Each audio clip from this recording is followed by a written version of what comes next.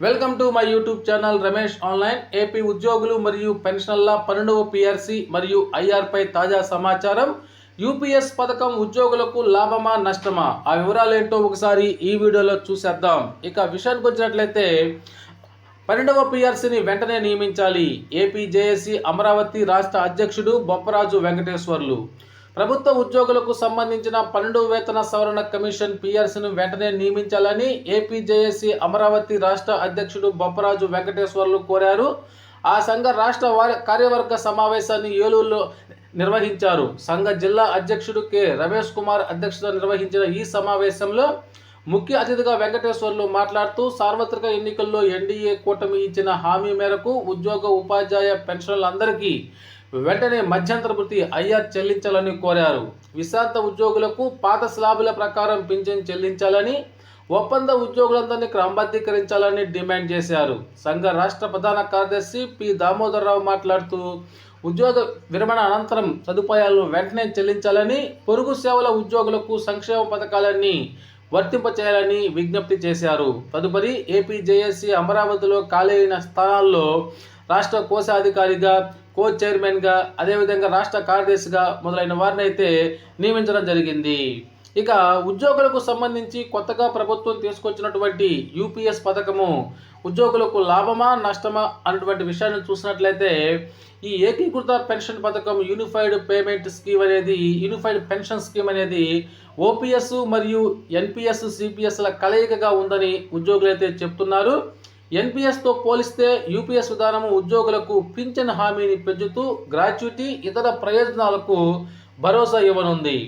కనీసం 25 సంవత్సరాల సర్వీసు పూర్తి చేసుకొని రిటైర్ అయ్యే వారికి పదవీ విరమణ ముందు 12 నెలలు తీసుకున్న బేసిక్ పే ప్లస్ డిఏ మొత్తం సగటులో 50% పింఛన్గా వస్తుంది. కనీసం 10 ఏళ్ల సర్వీసు పూర్తి చేసుకొని రిటైర్ అయ్యేటువంటి వారికి సర్వీస్ కాలాన్ని బట్టి పింఛన్ వస్తుంది. ఇది 25 ఏళ్ల సర్వీసు పూర్తి చేసుకున్న వారితో పోలిస్తే తక్కువగా ఉంటుంది. అంటే పింఛన్ హామీ కనీసం 10,000 రూపాయలుగా ఉంటుంది. ఉద్యోగి మరణిస్తే పింఛన్లో 60% ఆమె లేదా ఆయన కుటుంబ సభ్యులకు నెలవారీ పింఛన్గా అందుతుంది. అదేవిధంగా డిఆర్ కూడా లభిస్తుంది. ఉద్యోగి రిటైర్ అయ్యాక గ్రాట్యుటీతో పాటు అదనపు ప్రయోజనాలు కూడా ఉంటాయి. ఇక్కడ మనం చూసినట్లయితే ఓపీఎస్, సిపిఎస్, యూపీఎస్ ఈ 3 పింఛన్ విధానాల్లో తేడా కనుక మనం అబ్జర్వ్ చేసినట్లయితే ఇక్కడ ఓపీఎస్ విధానంలో ఉద్యోగి వాటా అంటూ ఏది ఉండదు. ఇక సిపిఎస్లో కానీ యూపీఎస్లో కానీ అయితే బేసిక్ పే ప్లస్ డిఏపై 10% అయితే ఉద్యోగి యొక్క కాంట్రిబ్యూట్ చెల్లించాల్సి ఉంటుంది. ఇక షేర్ మార్కెట్లో పెట్టుబడుల విషయానికి వచ్చినట్లయితే ఓపీఎస్లో లేదు, సిపిఎస్, ఎన్పిఎస్లో అయితే ఉంటుంది. అదేవిధంగా యూపీఎస్లో అయితే ఆ మొత్తాన్ని ప్రభుత్వమే భరిస్తుంది, ఉద్యోగి నుంచి చెల్లించాల్సినటువంటి అవసరం లేదు. ఇక గ్రాట్యుటీ అదేవిధంగా పథకం మార్పిడి కనుక చూసినట్లయితే 3 విధానాల్లో అమలవుతుంది. పెన్షన్ విషయానికి వచ్చినట్లయితే ముఖ్యంగా ఓపీఎస్లో చివరి బేసిక్ ప్లస్ డిఏపై 50% ఉంటుంది. అదేవిధంగా యూపీఎస్లో కూడా చివరి 12 నెలల బేసిక్ పే ప్లస్ డిఏ యొక్క సగటు మీద 50% పెన్షన్ అయితే ఇవ్వడం జరుగుతుంది. కానీ ఆ విధానంలో సిపిఎస్లో లేదు. 40% అనగా ఆ రిటర్న్స్ మీద 40% మాత్రమే ఇవ్వడం జరుగుతుంది. ఇక అదనపు pension, additional quantum of pension ఓపీఎస్లో ఉంది, సిపిఎస్లో లేదు. యూపీఎస్లో అయితే దాని గురించి ఇంకా స్పష్టత రావాల్సి ఉంది. ఫ్యామిలీ పెన్షన్ విషయానికి వచ్చినట్లయితే అది ఓపీఎస్లో ఉంది, సిపిఎస్లో మాత్రం ఆప్షనల్గా ఉంటుంది.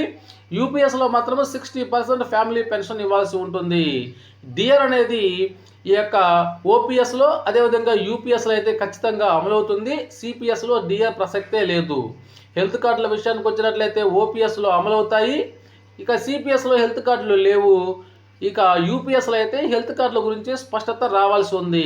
కారుణ నియామకాలు అయితే ఈ 3 విధానాల్లో ఉన్నాయి. రిటైర్మెంట్ లంసమ్ అమౌంట్ వచ్చేసి పిఎఫ్ వారికి 100% ఇస్తారు, ఎన్పిఎస్ వారికి అయితే 60% ఇవ్వాల్సి వస్తుంది. ఇక కొత్తగా ప్రవేశపెట్టినటువంటి యూపీఎస్లో ఈ లంసమ్ అమౌంట్ గురించి స్పష్టత అయితే రావాల్సి ఉన్నది. ఈ విధంగా ఈ యొక్క యూపీఎస్ విధానాన్ని మహారాష్ట్ర ప్రభుత్వం కూడా అమలు చేస్తున్నది మిత్రులారా.